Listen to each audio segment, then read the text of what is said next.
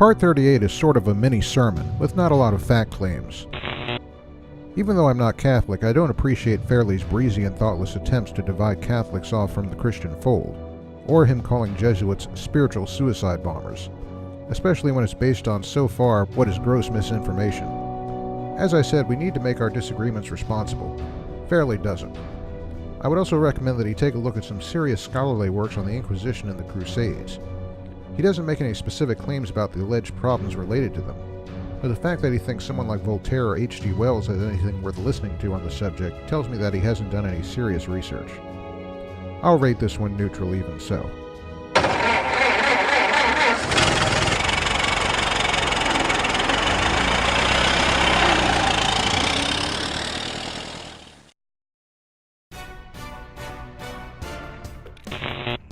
Part 39 on deism also doesn't venture into a lot of historical territory. The one thing I'd correct Fairley on is his claim that it was with deism that God began to be called the Grand Architect of the Universe.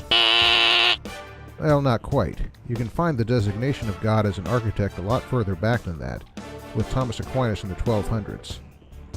I'll also rate this one neutral.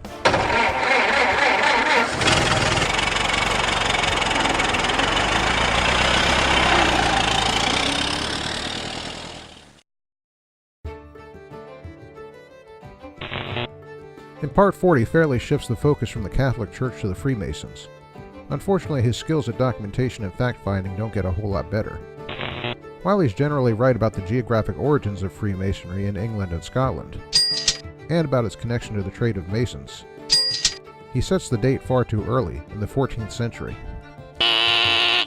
In contrast, David Stevenson, a professional historian and author of the book The Origins of Freemasonry, doesn't place the actual origins of the movement with lodges and rituals until sometime around 1600. What may have Fairley confused here is the fact that what is called the Old Charges, which he refers to, are part of a less formal association of English professional stonemasons. The Old Charges were a sort of mythical history that the English Masons put together about their guild, and Stevenson describes that mythical history as unusually elaborate. But he also says to refer to this in terms of the modern movement of Freemasonry as anachronistic. Fairley refers to a manuscript dated to 1425, which he says shows the Masons connected their origins to Nimrod in Babylon. He's probably referring to something called the Cook manuscript, which Stevenson does date to the 1400s. And it is a copy of the so-called Old Charges, which means that this wasn't organized Freemasonry yet, as Fairley claims. Is there a connection made to Nimrod in the Old Charges? Yes, there is. Nimrod is regarded as a Mason, and as Stevenson says, he was the first patron of and legislator for the Masons. He is also said to have sent Masons to his cousin, who was the king of Nineveh, and to have charged them to be true to one another and to truly serve their lord for their pay. This is regarded as the first charge, and hence we have the name Old Charges. And yes, it also says Nimrod built the Tower of Babel. Now, does any of this have any connection to what Fairley has imagined to be the mystery religion of Babylon? Well, no. It's a wholly separate mythology. And while Fairley does get the noted symbols right, such as that an unhewn stone represents man in an infant state, there's simply no connection here to any genuine religious tradition in Babylon. Fairley gets other details right, such as the founding of the first Grand Lodge in 1717. So overall, I'm going to give this one 3/4 of a tank.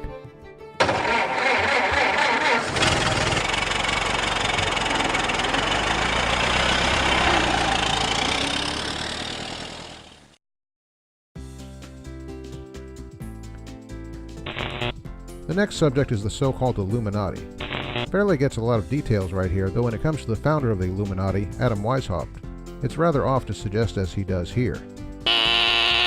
Now, there's no reason to suppose Weishaupt got any occult ideas from the Jesuits. The truth is rather more complex.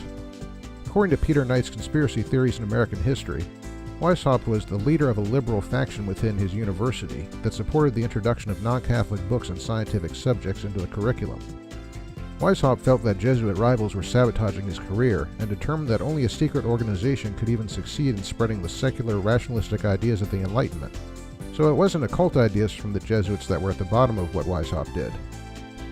If he had such ideas at all, which he didn't, he got them via the Freemasons, which he joined later. And by the way, Fairley is a bit off on the year Weishaupt joined the Freemasons. Fairley indicates it was 1774, but Knight says it was 1777. Did Weishaupt try to recruit ex-Jesuits as Fairley claims? Knight confirms, in line with Fairley's claims, that the Illuminati were structured in a cult-like controlling way. Knight also says that despite Weishaupt's bold plan, initially the Illuminati amounted to relatively little in practice. Weishaupt quarreled frequently with other leading members, and in its first 4 years the group never had more than 60 members. It got a bit of a jolt when a German baron, Adolf Nigg, joined it in 1780. At that time, Knight says, the baron expanded the group's recruitment to include not just impressionable young students, but also experienced men who already occupied positions of influence, especially the baron's colleagues among the Freemasons. There's no mention of recruiting Jesuits specifically. Another scholarly source, Martha Lee's Conspiracy Rising, plainly states that Weishaupt regarded the Jesuits as his bitter enemies and viewed them as rivals, even before he started the Illuminati. Lee does say that he borrowed some ideas from the Jesuits and admired them even as he hated them. She also says that he recruited for the Illuminati from among the Freemasons, but not the Jesuits. Lee also corrects another of Fairley's errors we alluded to earlier. Fairley refers to occult ideas that Weishaupt had, and we noted that he was actually a secularist. Lee explains that it was the German Baron Nigg who was the mystic in all of this, and that it was his mysticism which was one of the big disagreements between him and Weishaupt as a secularist. In fact, it was Nigg designed all sorts of mystical rites for the Illuminati. Weishaupt didn't want these because he felt they betrayed the purpose of the order. Fairley hints that Weishaupt turned on the Catholic Church because he failed to recruit Jesuits. But according to the real scholars, Weishaupt was always a rebel, and there was no love lost between him and Jesuits from the start. What else is missing? Knight doesn't mention the involvement of a Mayor Rothschild in the Illuminati, as Fairley claims. There was such a person, to be sure, Meyer Amschel Rothschild, and he was a contemporary of Weishaupt. But so far I can't find any reputable historical source that connects them, just conspiracy theory stuff.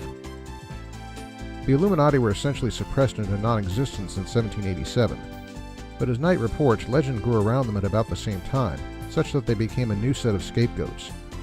They were accused by kings and churchmen as the prime movers behind all the insidious forces of innovation, free thought, and revolution that seemed to threaten their world. And so, as Lee says, within 5 years, a burgeoning Illuminati industry emerged, with over 50 books, which included all sorts of wild claims, such as accusing Weishaupt of incest and infanticide. That would most likely include the book Fairley features by John Robinson, and in Part 42 of Know Your Enemy, the one by Abbe Augustin de Barrel, which I take with a grain of salt. One final point. Robinson and Barrowell also blamed the Illuminati for starting the French Revolution. Serious historians like Lee and others reject such ideas as nonsense. I'll rate this one a quarter tank.